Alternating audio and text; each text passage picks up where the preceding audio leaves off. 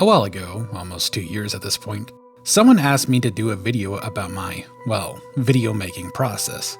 I debated on this for a while because it feels pretty self-indulgent. But recently I just figured, why not? If people are interested, they'll watch. If not, they won't. I expect this will be low turnout as it's not strictly about Fallout.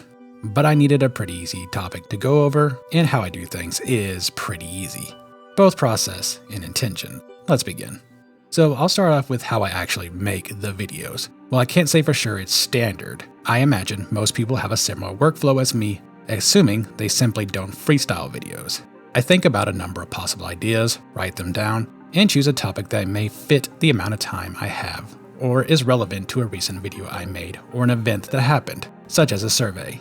In general, the script writing process can take a few days as I kinda follow an academic process of choosing a topic, doing some additional research if not in a entirely subjective take, and writing the initial rough draft.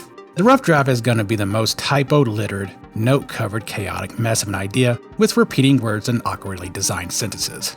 I usually take a break for at least a couple of hours, if not more, before coming back to it and giving it a once-over to edit some things out. Hopefully make it flow better. I then take another break, a day or so, and then come back to read it over with a fresher set of eyes. Another break, another read-through, this time mumbling under my breath to see if it sounds right. Break, another audible reading. You'll notice I take breaks rather frequently to clear my head a bit, as I feel I'm more prone to overlook things when I'm tired. Finally, one last break before recording in Audacity. Now, this is the part I actually hate the most. I stumble over words a lot. A video that's only going to be about 14 minutes in length can easily take 40 minutes to a whole hour. Things outside my control can happen to mess up the recording session, especially so given I live in an apartment, and it's possible I screw something up myself and I'll have to re-record a part later, if not the whole damn thing. Still, once I'm done, I save a backup, and save another file that I intend to edit, just to be sure I don't lose the recording. And the editing part is annoying too. This is where I'll notice most of my issues, all the misspeaks, weirdly pronounced words, or maybe some background noise that is hard to ignore. I'll cut a huge file down to just the acceptable, important bits, and hit it with a high-pass filter to reduce outside noise, such as traffic. Then it's time to make the video. I use DaVinci Resolve because its free version is too good and fits all my particular needs perfectly.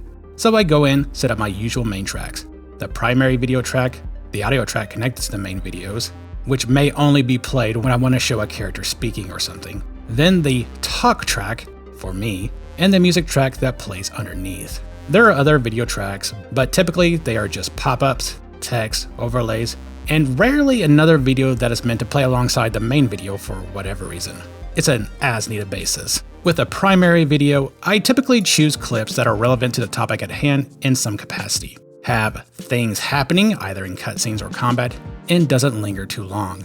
I try to avoid static stuff like menus, but occasionally it's just unavoidable, and sometimes it's related to what I'm talking about. Choosing the clips can take hours, mostly because finding the correct stuff can eat up a ton of time. While some recordings are named, most aren't because I'm lazy. Anyway, when I'm done with the main video's body, I take a break and then go in and add all the secondary stuff, the text and pop-ups I mentioned prior. That's a lot snappier, though it still could take a while if I want something specific.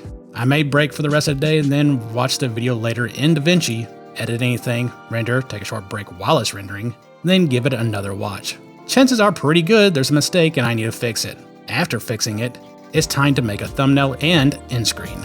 That's where I go into Source Filmmaker and try to make something funny with a green screen behind the characters. Usually using Nate or Nora, I alternate between them. This can take a while if it's a complicated scene. But once done, I go into Photoshop, cut out the green screen, choose a background from a game using a wiki article, give it a solid color with a subtle blur, slap the subject over it with a filter applied for a shadow drop down, export one for the end screen and one for the thumbnail. Final render. I'll upload it, title it, give it timestamps, give it the end screen, and then set it for early viewings for members twice over and up. Schedule it for a release on a future Saturday. So what's the intent with my videos? Like, why do I make them, and how do I choose the topic and the method of framing them? Generally, my goal is to look at games, primarily Fallout, from a neutral standpoint. When I was younger, I would go on and on about how there was a right way to do things, but at the same time, I also knew what I was saying was total nonsense, because the idea is completely antithetical to subjectivity. which was a concept I understood perfectly well. Games are entirely beholden to opinion, subjectivity. Nevertheless, I still pretended to act like I was right. Everyone else who disagreed with me was obviously wrong. In short, I was being an ass, and this behavior lasted quite a lot longer than it reasonably should have. Over time, I realized I was handling myself poorly and tried to observe things closer. I looked into arguments that certain groups often presented and found them to be objectively false. As in, this game said this, and no, it might not have. Or a different game might have shown something else prior, or a background information may justify something. To be clear, there are times where some of these criticisms are warranted, but there's been enough times where I felt that certain groups have their wires crossed. So my intent: present arguments for and against, present objectivity when I can, and present the various types of subjectivity or interpretations of information, and try to explain these viewpoints. It's to challenge preconceived notions and show information where possible. Some may change their thoughts, but most will not. But when someone says, "Hey man, because of you, I think a little differently," I can't help but smile. Ultimately though, I'm giving information and expect people to draw their own conclusions, whether it reinforces what they already believed or actively challenges it.